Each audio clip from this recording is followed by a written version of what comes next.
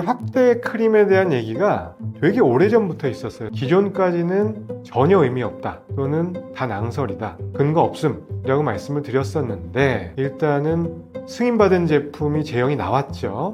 저도 한번 사용을 해서 쓴 적이 있어요. 이제는 바르는 크림이 도움이 되는 게 나왔다라고 말씀을 드릴 수 있습니다. 나중에 이게 어떤 역할을 할 수는 있을 것 같아요. 남성 음경의 크기가 한 5cm만 돼도 큰 편이거든요. 비발기 상태에서. 아빠와 아들이 오는 케이스들이 심심치 않게 있습니다. 심지어는 아빠가 미성년인 아들을 데리고 오는 거예요.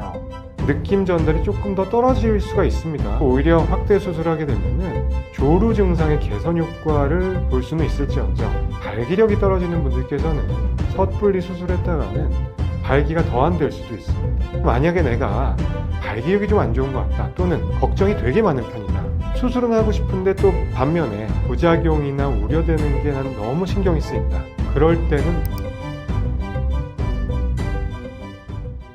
안녕하세요. 저는 비뇨의학과 의사 장진석입니다. 닥터곰의 비뇨의학이라고 하는 유튜브 채널을 통해서 시청자 여러분들과 소통을 하고 있고요. 비뇨의학과 전문의 된 지 15년, 그리고 잠실에서 한 군데에서 개원을 해서 많은 환자분들을 뵙고 있습니다. 주로 보는 질환은 남성 수술, 남성 갱년기 치료 이런 것도 하지만 보통은 질환 때문에 오시는 분들이 사실 더 많기는 합니다. 전립선 질환, 요로 결석, 여성분들의 배뇨 장애 이런 것들을 도와드리기 위해서 열심히 일하고 있습니다. 일단 보통 한 3가지 부류가 있으신 것 같아요. 첫 번째는 제일 흔한 경우, 자기 만족이죠. 그냥 막연하게 좀 커졌으면 좋겠다 또는 외소에서 어떤 컴플렉스가 있다, 이런 분들이 상당히 많고요. 또 어떤 경우에는 신체 이형증이라고 하는데, 실제로 저희가 전문가가 봤을 때는 충분히 훌륭한 크기임에도 불구하고 본인은 그거에 대해서 다른 관점을 갖고 있는 거죠. 난 너무 왜소한 것 같아, 이렇게 해서 오시는 분들이 있고요. 두 번째는 내가 너무 왜소하기 때문에 상대에게, 내 여자친구, 내 배우자에게 만족을 못 주는 것 같아. 그래서 어떤 섹스 파트너를 위해서 나는 이 수술을 하고 싶다라고 해서 오시는 분들이 있고, 그 다음에 마지막으로는 그 사우나 컴플렉스라고도 부르고요. 그 다음에 AV 같은 거, 어덜트 비디오죠. 야동. 이런 것들이 남자들은 거의 다 보잖아요. 거기서 보면은 너무나 이 왜곡된 판타지 같은, 예를 들어서 일본은 AV 시장이 커져 있으니까 다양한 배우들이 성기의 크기도 매우 커 보이고, 또 어떤 그 사정 횟수, 발기력 이런 거에 대한 뭔가 좀 현실과는 다른 모습을 보여줄 때가 상당히 많거든요. 그런 거에 또 매몰되셔서 나도 저렇게 좀 되고 싶다 해서 오시는 분들도 있는 것 같습니다. 확대 수술에서 재밌는 경우 또는 기억에 남는 경우들이 좀 있어요. 자주 볼 수 있는 경우는 말씀드린 것처럼 성기 크기가 평균보다 훨씬 큽니다. 발기가 안 됐을 때 남성 음경의 크기가 한 5cm만 돼도 큰 편이거든요. 비발기 상태에서. 근데 한 길이를 대충 봐도 치골에서부터 귀도 끝까지 쟀을 때 10cm는 되셨는데, 이분이 나는 너무 왜소한 것 같다, 너무 길쭉해 보인다, 근데 굵기도 좋고 길이도 좋았지만 본인은 이거를 무조건 좀 더 키우고 싶다, 그래서 굵기를 더 키워달라고 해서 오셨는데, 이분이 원하셨던 수술이 대체진피라고 하는 재료를 쓰는 수술 방법을 많이 하거든요.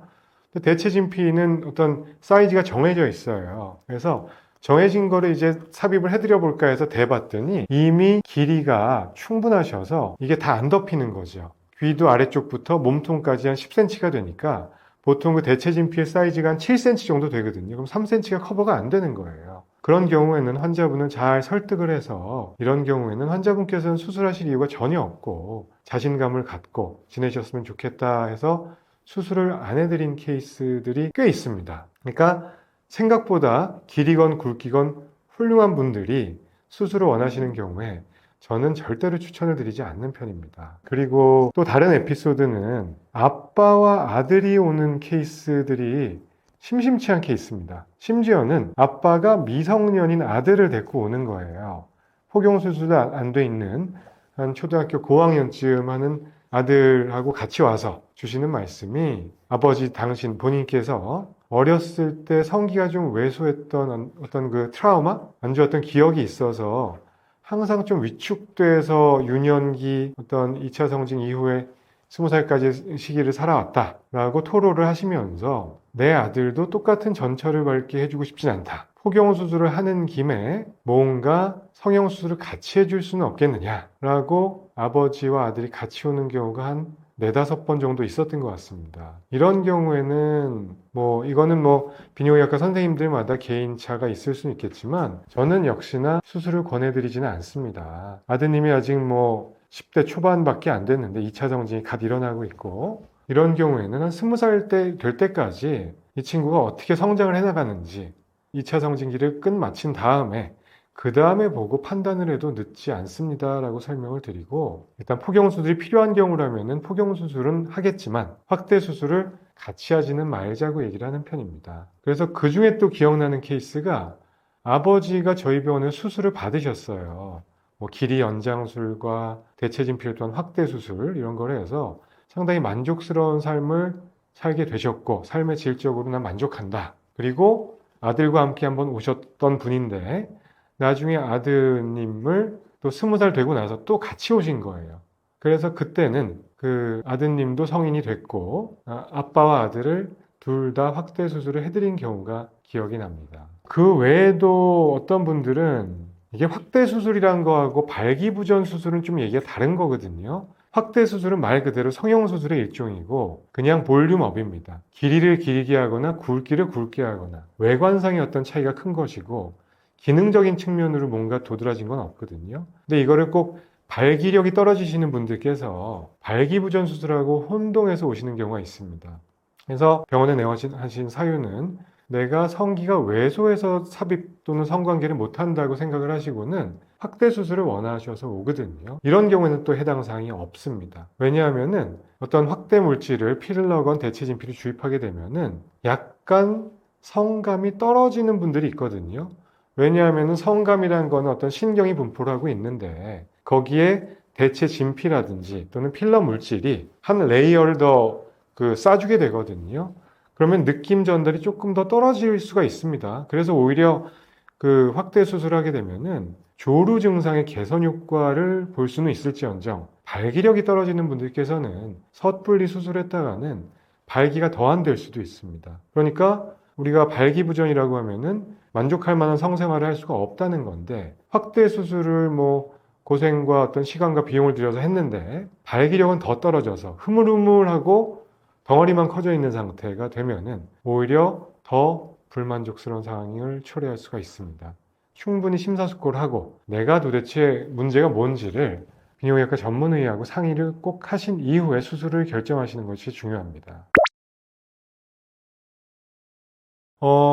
확대 수술을 한다고 해서 본인이 원하는 만큼 무한정으로 어떤 그 볼륨을 늘릴 수는 없는 거고요. 보통 확대 수술의 범주에는 길이를 연장하는 수술도 있고요. 길이 연장술. 그 다음에 굵기를 키워주는 거에는 몸통, 음경이라고 하죠. 성기가 있으면 몸통 피나일 쉐프트라고 하는데 몸통을 굵게 해주는 수술이 있고 몸통 끝에는 귀두가 존재를 하는데 귀두를 확대해주는 수술 이렇게 세 가지가 있습니다. 길이 연장, 몸통 확대, 귀두 확대. 그리고 이걸 동시에 하는 거를 복합 수술이라고 얘기를 하기도 하고요. 근데 이거를 세 가지 다 무한정할 수는 없다는 거죠.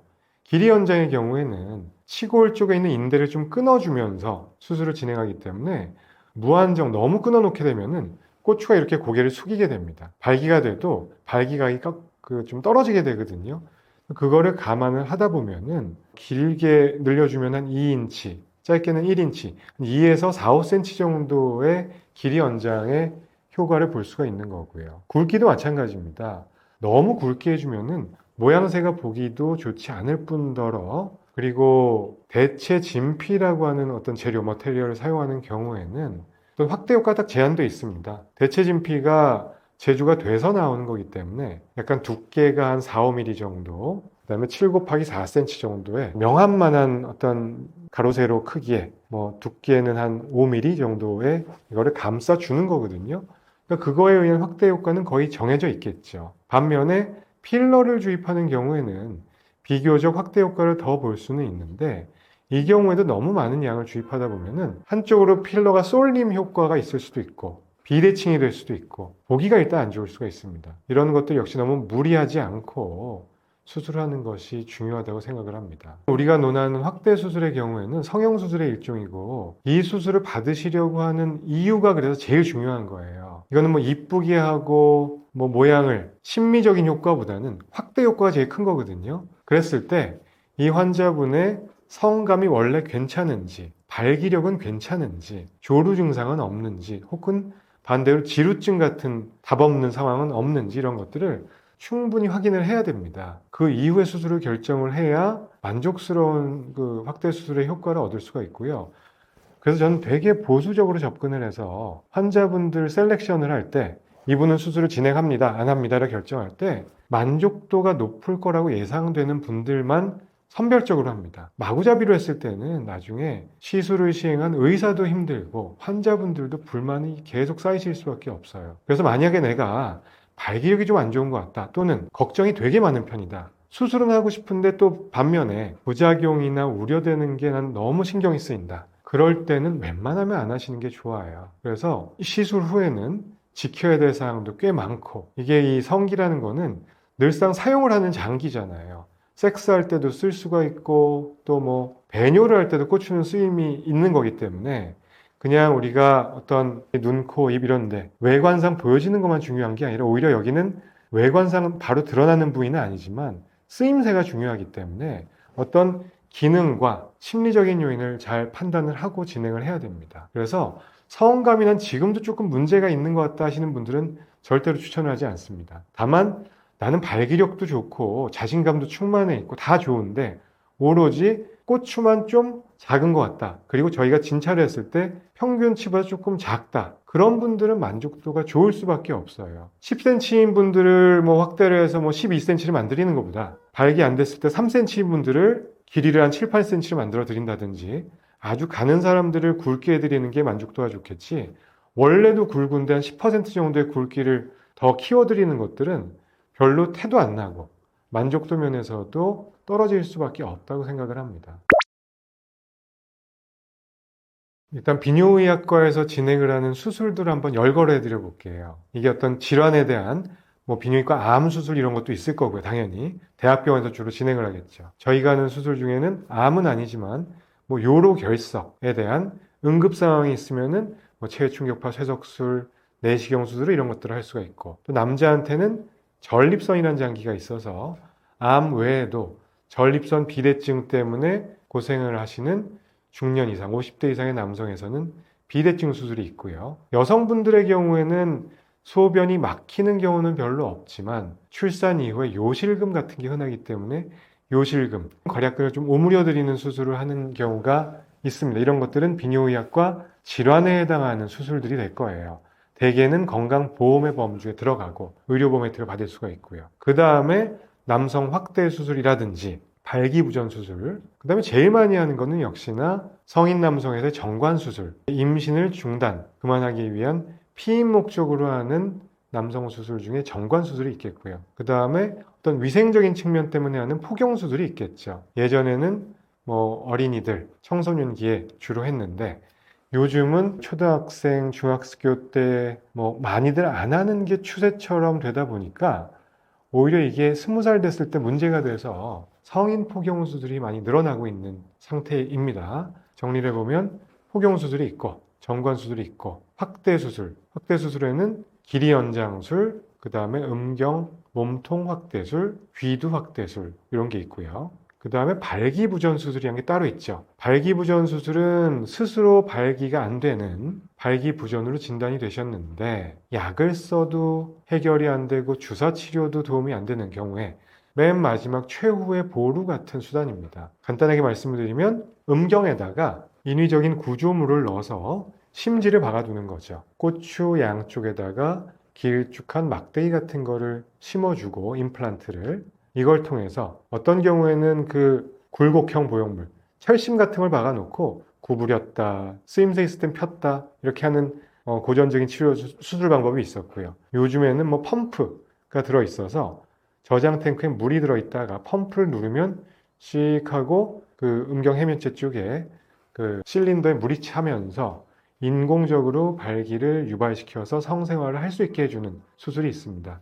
이런 것들을 통칭해서 발기부전 임플란트 수술법이라고 합니다. 음경 확대술하고는 약간 개념이 다른 거죠. 확대술은 오로지 크기를 키워주는 거, 발기력이 괜찮은 사람들한테 주로 권하게 되는 거고요. 발기부전 수술은 크기 이런 거 상관없이 발기가 안 되는 분들께 나는 꼭 발기는 해야 되겠어. 성생활은 연세가 있는 분들도 꼭 하고 싶어. 이런 경우에 마지막으로 시행할 수 있는 보루가 되겠습니다. 이 남성 수술을 고민 중이신 분들이 있다면은 몇 가지 드리고 싶은 말씀이 있습니다. 내가 이 수술을 왜 받으려고 계획을 하고 있는지를 스스로한테 잘 자문을 해보시고 꼭 숙련된 비뇨의학과 전문 의사가 있는 병원에서 상담을 잘 받고 순기능 효과가 있지만 또 부작용 없는 수술은 없거든요. 하다못해 마취부터 해서 상처에 대한 부작용, 출혈 감염에 대한 그리고 수술마다 각 고유한 부작용들이 있을 수 있기 때문에 이거 절대로 간과하시면 안 됩니다. 그래서 꼭 숙련된 의사와 상담 후에 결정을 하시면 좋겠고요. 일례로 제가 서울대병원에서 수련을 받고 오래 있었는데 저희 서울대병원 비뇨의학과에 남성의학 비뇨의학과 분과 중에 유명한 대가 두 분이 계십니다. 그분 외래와 수술장에서 경험을 오래 하다 보면은 전국에서 남성 수술을 하는 병원들은 많을 거 아니에요. 강남에도 많고 각 지방에도 확대 수술 성형외과 개념이죠. 하는 병원들은 많은데 무지막지하게 수술을 해버리면은 그의 퍼센티지에 따라서 부작용은 무조건 나올 수밖에 없거든요. 그래서 셀렉션을 선별적으로 수술을 잘하지 않으면은 어마무시한 그 후유증과 부작용의 결과를 보게 됩니다. 그런 환자분들이 1차 병원, 2차 병원에서 해결이 안 돼서 돌고 돌아서 마지막에 오는 병원이 3차 의료기관인 서울대병원, 아산병원, 삼성의료원 이런 데 아니겠습니까? 신촌 세브란스, 카대병원. 그런데 이제 남성의학 하시는 분들 수술방에 보면은 확대 수술을 하다가 잘못되거나 또는 발기부전 임플란트 수술에서 괴사, 감염 이후에 어떤 괴사, 피가 안 통한다든지 조직이 썩기 시작하는 거죠. 그러면은 조치가 빨리빨리 이루어지지 않으면은 괴사된 부위를 도려내야 될 수가 있어요. 근데 우리가 도려내야 되는 부위가 어디죠? 음경이잖아요. 고추. 나는 고추를 키우기 위해서 또는 발기를 목적으로 수술을 했는데 나중에 보니까 성기의 일부를 도려내게 됩니다. 그런 경우가 흔하지는 않지만 무서운 얘기예요, 이거는. 그래서 이런 것들을 자주 목도를 하다 보니까 저희 트레이닝 받을 때는 매우 보수적으로 접근을 하라고 배웠어요. 그래서 저도 그렇게 환자분들께 전달을 하고 있는 편이고요. 우리 그 성기는 발기도 중요하고 섹스도 중요하죠. 근데 다른 목적 중에는 배뇨를 담당하는 마지막에 있는 요도가 들어있는 장기잖아요. 고추를 자르게 되면 오줌이 제대로 나갈까요? 요도가 중간에 잘린다 생각을 하면은. 그리고 귀두 쪽을 날리게 되면은 뭔가 강아지 음경처럼 그 뭉툭한 보신 적 없는 사우나탕에서 그런 모습의 음경이 될 수도 있어요. 그러면 정말로 소탐대시라는 거죠. 물론 확률은 낮은 편이지만 항상 확대 수술, 발기부전 수술할 때는 안전 제일입니다. 그래서 저는 혹시나 어떤 감염병의 우려가 있거나 당뇨 조절이 안 되거나 술, 담배를 많이 하시거나 이런 분들께는 웬만하면 권하지 않고 가급적 심사숙고해서 수술 여부를 결정하시라고 꼭 추천을 드리는 편입니다. 확대 크림은 이게 확대 크림에 대한 얘기가 되게 오래전부터 있었어요, 사실은. 출처와 어떤 근거 없는 확대에 도움된다고 하는 자극을 줄 수 있는 크림들이 있었다고 알려져 있는데 기존까지는 전혀 의미 없다 또는 다 낭설이다, 근거 없음이라고 말씀을 드렸었는데 일단은 승인받은 제품이 제형이 나왔죠. 상품명이 아마 이록선, 에록선, 유럽에서 영국에서 아마 나온 제품일 거고 2023년도쯤에 미국에서도 FDA 승인을 받았어요. 의료기기로 허가를 받았고 또 의사 처방전 없이 그 드럭스토어에서 그냥 살 수 있는 걸로 알고 있습니다. 물론 국내에서는 아직 시판 허가를 받지 못했기 때문에 직접 처방을 하거나 권하거나 일반적인 온라인 스토어에서 판매는 안 되는 것으로 불법인 것으로 알고 있습니다. KFDA 승인이 안 났기 때문에. 물론 해외에서 직구를 하신다든지 구매해서 들어오시는 분들이 있고 저도 한번 사용을 해서 뜯어보면서 쓴 적이 있어요. 그래서 이제는 바르는 크림이 그 도움이 되는 게 나왔다라고 말씀을 드릴 수 있습니다. 근데 논문도 제가 체크를 해봤고 실제 사용도 해봤고 주변 지인들 중에 유럽이나 미국에서 생활하시는 분들 사용 후기도 개인적으로 나눠봤을 때 생각보다 큰 기대하시면 안 될 것 같아요. 논문에서는 한 60% 정도에서 효과를 본다라고 나와 있습니다. 근데 문제는 어떤 치료 사용 시판 후 성적 조사를 해보면은 극과 극인 것 같아요. 효과가 좋다는 분들도 한 부류가 있고 그 이상으로 또 전혀 효과 없다는 분들도 있거든요. 그래서 이게 저도 한 4번 정도 스스로 셀프 테스트를 해본 적이 있는데 이게 약간 그 작용 기전이 예전에 있던 그 경구, 발기약제나 주사약제하고는 좀 다를 거예요. 이게 어떤 에탄올 성분이 있어서 휘발성이 강한 물질을 귀두 쪽에 도포를 하면은 섹스하기 한 10초, 15초 전 직전에 발라주면은 확 시원한 느낌이 오면서 혈류량이 그쪽으로 좀 그 많이 유도가 되면서 발기에 도움을 줄 수 있다라고 하는 뭔가 좀 새로운 신선한 시도이긴 한데 효과가 없는 분들은 또 전혀 없다고 볼 수도 있어요. 그래서 이거는 만약에 우리나라에서도 제대로 유통이 되거나 허가가 되면은 기존에 쓰시던 발기부전 약제들 플러스 알파 개념으로 쓰시는 건 저는 괜찮을 것 같아요. 이록선하고 기존에 먹는 용법들 치면은 매일 먹는 발기부전 치료제가 있고 온 디맨드로 그때그때 일회성으로 쓰는 발기부전 치료제 이렇게 두 가지로 대별이 될 거고요. 국내 시판 중인 약의 종류로 치면은 비아그라류, 시알리스류, 그 다음에 엠빅스 5가지가 있거든요. 그 중에 나랑 맞는 거를 경구약제를 쓰면서 플러스 알파 개념으로 이록선 같은 계열의 외용제를 쓰면은 괜찮지 않을까. 그래서 플라시보 효과, 약간 시민성 발기부전이 있는 분들은 이록선을 또는 경구 발기부전 약제도 내가 주머니에만 갖고 있어도 도움된다고 하는 분들 꽤 있습니다. 실제로. 그래서 그런 것들을 따져봤을 때 나중에 이게 어떤 역할을 할 수는 있을 것 같아요. 근데 이게 그 경구 발기부전 치료제를 풀리 대체할 수 있을지는 미지수라고 생각을 합니다. 그리고 아직은 국내에서 이게 제대로 연구된 바가 없고 많은 환자분들이 경험을 하신 게 아니기 때문에 좀 지켜봐야 되지 않을까 싶습니다.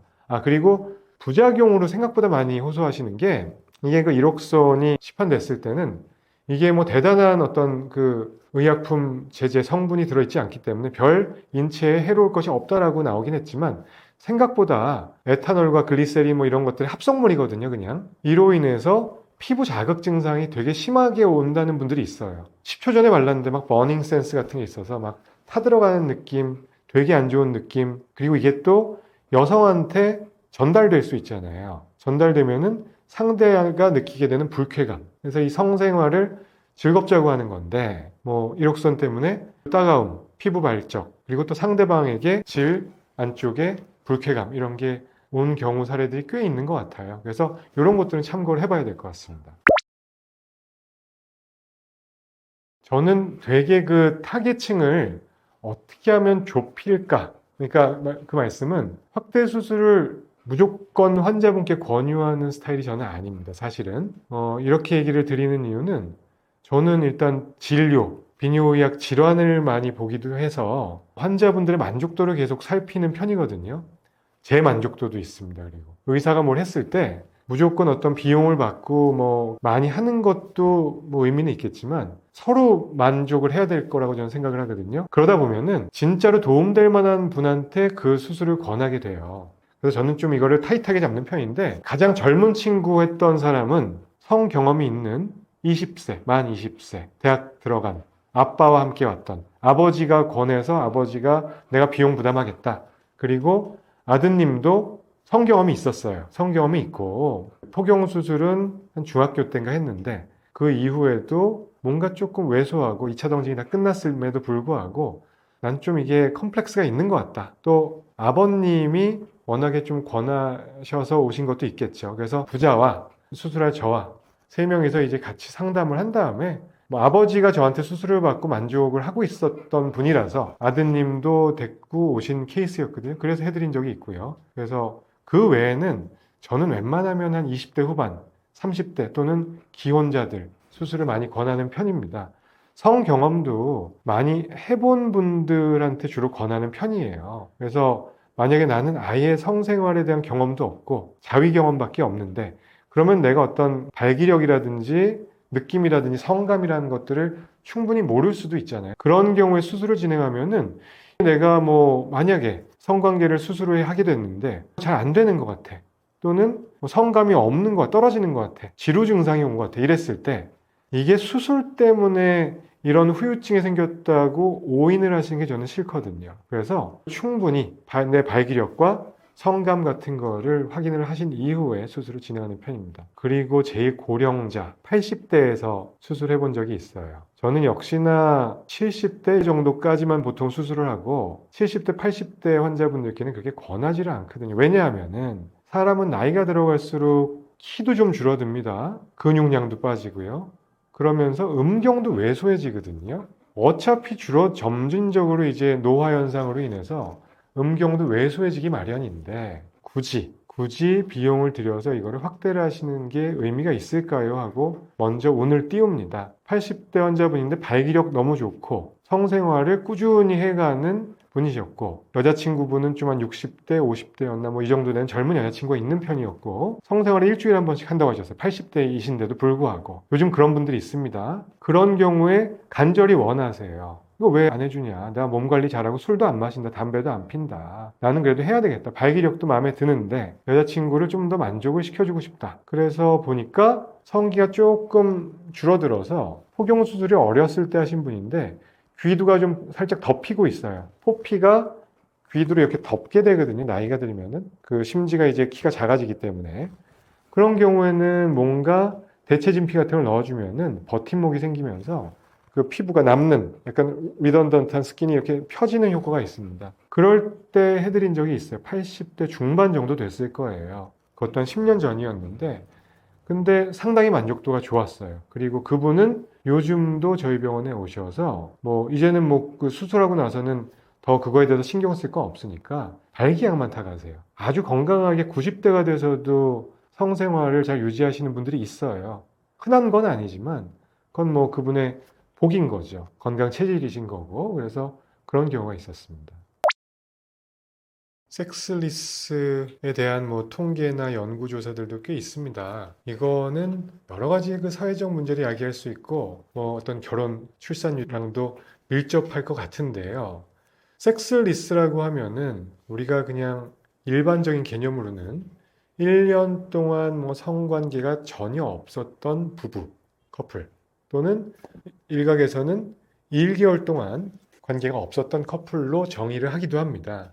어찌됐건 관계가 거의 없거나 있더라도 드문드문 있는 커플을 얘기한다고 보시면 됩니다. 그 우리나라 이제 실태 조사한 걸 보면은 뭐 대한성학회 연구보고에서는 결혼한 지 한 5년 이상 된 부부 중에 30에서 40%가 섹스리스다라는 조사도 있고요. 비뇨의학과 실태조사에서는 한 34%의 전체 부부가 빈도가 월 1회 미만이다. 15%에서는 전혀 없다. 뭐 이런 연구도 있고 뭐 보건사회연구원 조사에서도 40대 이상 부부에서 3분의 1 이상은 1년 동안 관계가 없었다라는 것들이 있습니다.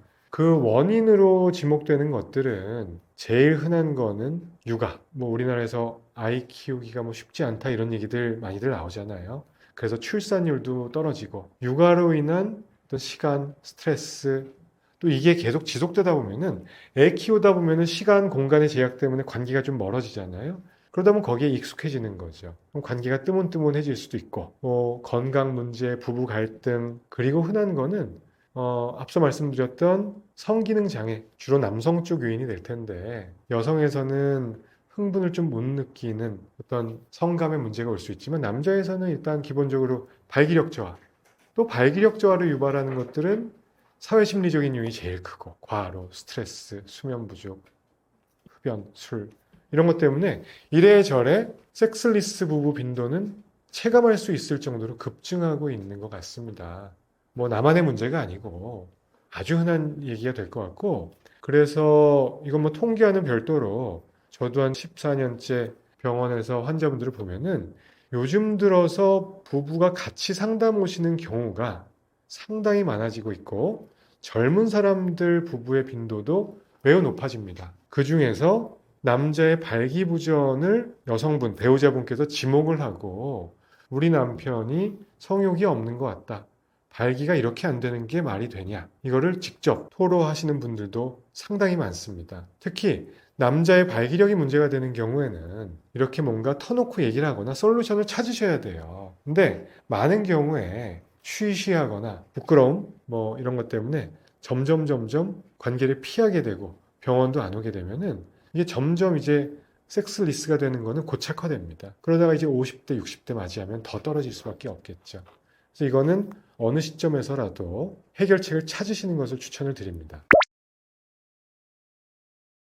성관계를 안 했을 때 생기는 문제들은 보통 두 가지로 보실 수가 있을 것 같아요. 그 예전에 뭐 하버드 대학 같은 데서 나온 연구에 따르면은 전립선 건강에 영향을 줄 수 있다. 성관계가 많이 있었던 그룹과 섹스리스 그룹에서 전립선 암의 유병률이 관계를 주기적으로 해줬던 그룹에서 현저히 낮았다라고 하는 연구가 있었고, 그런 암 외에도 일단 전립선염 같은 것의 유병률이 달라집니다. 왜냐하면은 우리가 정액을 가끔씩 빼줘야 되는 거예요. 물론 이거는 섹스가 아니어도 주기적인 배출이면 되긴 합니다. 사정만 해주면 되는 거니까. 사정이 별로 없었을 경우에는 정액이나 전립선액이 계속 고여 있습니다.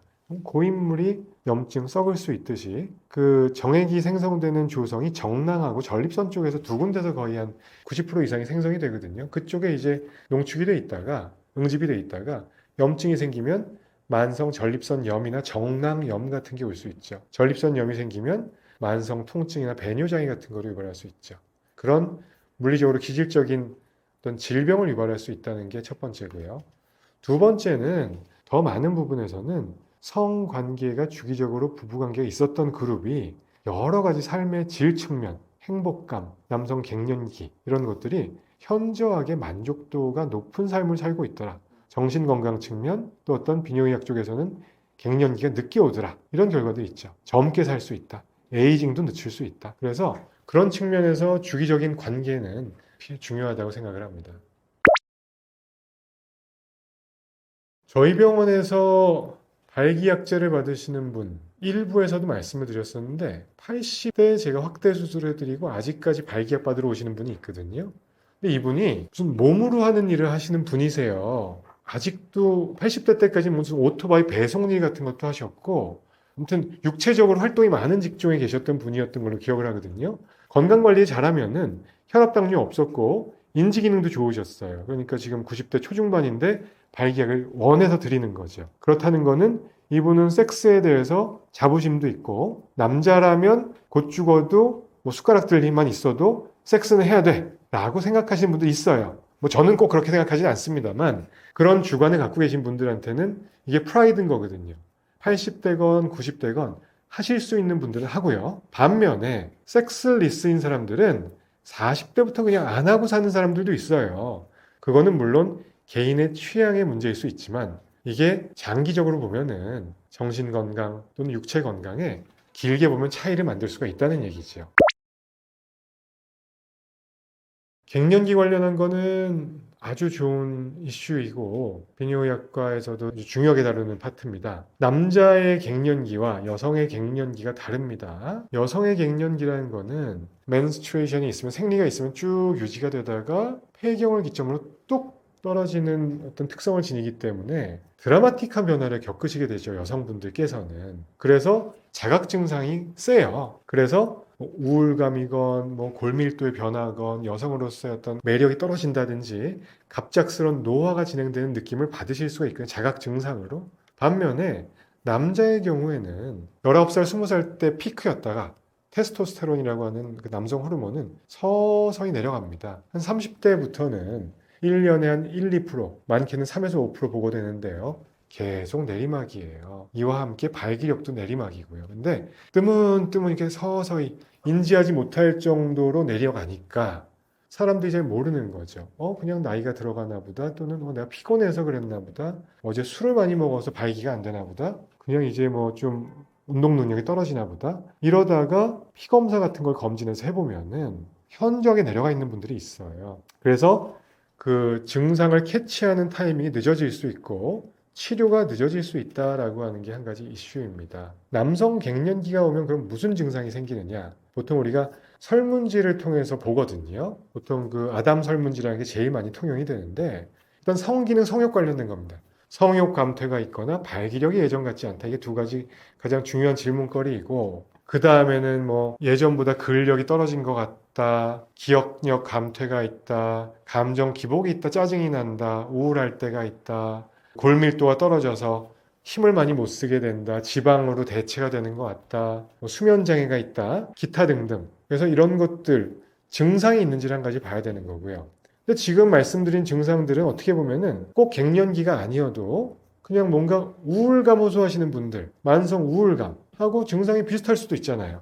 뭐 기운이 없고 섹스가 별로 안 땡기고 피곤해도 올 수 있는 거고요. 그래서 증상 여부를 따지는 게 첫 번째고, 두 번째는 피 검사를 해서 대개 오전 중에 남성 호르몬 수치를 체크를 합니다. 그러면은 테스토스테론이라고 하는 남성 호르몬은 아까 나이대별로 서서히 떨어진다고 했잖아요. 그러면은 대략적인 평균값이 알려져 있어요. 20대 남자의 평균치, 30대, 40대, 50대, 60대, 70대 노멀 레인지가 있어요. 서서히 떨어지는 곡선이겠죠. 이걸 토대로 해서 평균치보다 비슷하거나 뭐 그 어떤 오차범위 안에 있거나 높으면은 굳이 남성 갱년기라고 진단을 하지 않습니다.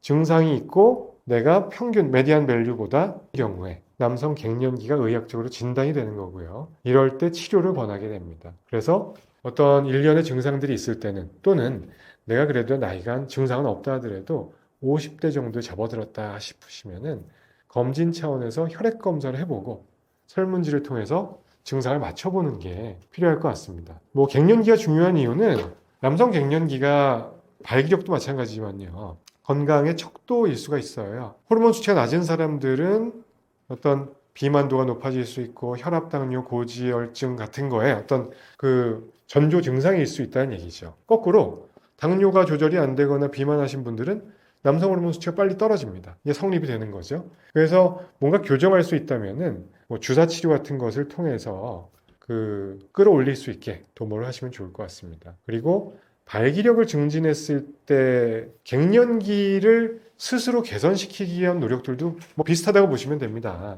규칙적인 생활 습관을 기르는 것, 거기에는 운동은 꾸준히 뭐 유산소건 근력이건 뭐 스트레칭이건 요가건 모든 것을 꾸준히 해주시면 당연히 도움이 될 것이고, 담배 아주 안 좋고요. 술 좀 줄여주시고, 잠 푹 주무시고, 스트레스, 주기적인 성생활 뭐 이런 것들을 유지한다면은 발기력과 함께 갱년기, 남성 호르몬 수치 감소도 떨어지는 것을 최대한 막을 수가 있을 것 같습니다. 이거는 병원에서 하는 치료로는 남성 호르몬 갱년기가 이제 진단이 되면은 주기적으로 주사를 드립니다. 뭐 3개월마다 맞는 네비도라고 하는 주사도 있고 2, 3주마다 맞는 뭐 예나스테론이라고 하는 주사도 있고, 그 외에 뭐 먹는 약이나 이런 것들은 그 부작용 때문에 요즘은 다 사장돼서 치료 형태로 사용을 하지는 않고 있습니다. 그리고 건강 보조제 같은 거, 영양제 물어보시는 분들 많은데 남성 갱년기 증진에 도움이 된다고 어떤 허가를 받은 건강기능식품, 건기식 제형들이 있습니다. 비수리 추출물, 야관문이라고 알려져 있는 것들을 일정 용량 이상으로 사용하시는 게 중요하고요. 그 다음에 두충, 우슬, 복합물, 추출물 뭐 이런 것도 도움이 되고, 그런 두 가지 정도를 많이들 쓰시는데, 이런 것들은 병원에서 만약에 내가 주사 맞고 뭐 검사하고 자주 가고 이런 게 비뇨의학과 방문하시기 힘든 분들은 일단 이런 그 건강기능식품 꼭 진단이 돼야지만 쓸 수 있는 건 아니니까 그냥 내 돈 주고 내가 사면 되니까요. 써보시는 것도 나쁘지 않을 것 같지만 뭐 효과가 좀 미진하거나 하면은 꼭 비뇨의학과에 방문하셔서 검사를 해보시는 게 좋을 것 같습니다. 그리고 이 내용은 뭐 제가 닥터곰의 비뇨의학이라는 제 채널에서도 갱년기 관련한 시리즈물로 연재를 해놓은 게 있으니까 참조해 주시면은 더 자세한 정보 얻으실 수 있을 것 같아요. 행복한 부부관계를 위해서 추천하는 수술 없습니다. 관점을 어디다 주냐에 따라서 다르겠지만 어떤 분들은 그 확대 수술 파트에서도 말씀드렸는데 내가 성기가 좀 비교적 왜소하기 때문에 굵기가 좀 키워줘야 내 배우자한테 만족감을 더 채워줄 수 있다 이렇게 생각하시는 분도 있고, 또 반면에 어떤 여성분들께서는 출산 이후에 음부의 탄력성을 잃어서 쫀쫀해지지 못했기 때문에 내가 만족을 더 못 느끼거나 남편한테 만족감을 덜 주지 않을까 해서 뭐 어떤 성형수술 하시는 분도 있잖아요. 근데 저는 대개의 경우에는 해당하지 않는다고 생각합니다. 일정 수준 이상의 발기력이 되면은 발기력하고 성기 크기는 다른 거잖아요. 음경의 길이도 한 발기시 5cm 이상만 되면은 여성분들께 어떤 쾌감을 줄 수 있는 성감대가 그 질 하부 쪽에 주로 모여 있기 때문에 감정 쾌감을 전달하는데 문제가 없을 거라고 생각이 되고 굵기 또한 마찬가지입니다. 그래서 만약에 더 행복한 부부 관계를 위해서는 두 분의 교감, 서로 오르가즘을 느끼게 하는 극치감을 어떻게 하면 좀 올릴 수 있을까? 어떤 병원의 도움도 물론 도움이 될 수는 있겠죠. 발기약제를 드릴 수도 있고 뭐 할 수도 있는데 물론 성형수술 하시는 거야. 남성 확대 수술이건 성형수술이건 다 본인의 자유지만 너무 여기다가 큰 기대를 하면 오히려 후회하세요. 초심으로 돌아가서 남자들이 확대 수술하는 거는 내 만족이었을 때 내가 사우나 가서 더 자신감이 있었어. 또는 내가 그냥 난 큰 게 좋아. 원초적인 어떤 자기 만족은 좋겠지만 상대의 만족감을 이끌어내기 위해 수술하는 거는 저는 조금 비추를 하고요. 그보다는 교감, 서로 느낌이 통하는지 그래야 발기도 충만해질 수 있고 두 분이서 계속 아이디어를 개발을 해야 돼요. 우리가 예전 같지 않다 그러면은 뭔가 조금 더 우리 옛날 기분을 살리기 위한 뭐 없을까? 라든지 분위기, 뭐 전희, 테크닉, 훈련, 발기를 유지시키기 위한 어떤 뭐 약물 치료는 물론 있겠지만 훈련, 자위할 때 내가 좀 더 노력을 해본다. 조루증 극복을 위한 어떤 뭐 테크닉을 개발해 본다. 이런 것들이 항상 좀 수반이 돼야 되지 않을까 싶습니다. 오늘 떠먹여주는 TV에 출연을 하게 돼서 너무 즐거운 시간이었습니다. 1부, 2부, 3부, 4부 동안 뭐 제가 십수년 동안 이제 현장에서 겪는 에피소드를 곁들여서 뭐 성기능, 수술, 성병, 부부관계에 대한 말씀을 드려봤는데요. 너무 즐거웠습니다. 저는 닥터곰의 비뇨의학이라고 하는 채널을 한 2017년부터 운영을 하고 있는데요. 제가 막 그렇게 말을 재밌게 하고 이런 스타일이 아니기 때문에 되게 딱딱하고 재미없는 주제들, 클립들이 이어져 있지만 뭐 좀 드라이하긴 하지만 이야기란 게 그렇게 재미있기만 한 분야는 아니잖아요. 그래서 그 저희 채널에 오시면은 오늘 말씀드렸던 내용을 조금 더 디테일하게 설명을 들으실 수 있을 것 같습니다. 시간 되시는 분들은 닥터곰의 비뇨의학 채널에 들러주시면 구독, 좋아요 눌러주셔도 좋고 좋은 정보 얻어가시면 좋겠습니다. 마지막으로 비뇨의학과 전문의들이 할 수 있는 분야가 이제 정해져 있거든요. 그 뭐 지역에 살고 계신 지역 근처에 비뇨의학과들 좋은 병원들이 많이 있습니다. 여기에서 어떤 수술, 치료를 계획할 때는 충분히 설명을 듣고 부작용에 대한 얘기도 듣고 이게 과잉 진료나 이런 걸 저는 상당히 좀 혐오하는 스타일이기 때문에 비뇨의학과 선생님들 중에 정말 양심적으로 잘 진료하는 분들이 특히나 더 많은 것 같아요. 그래서 좋은 진료를 로컬에서 받으실 수 있으면 좋겠습니다.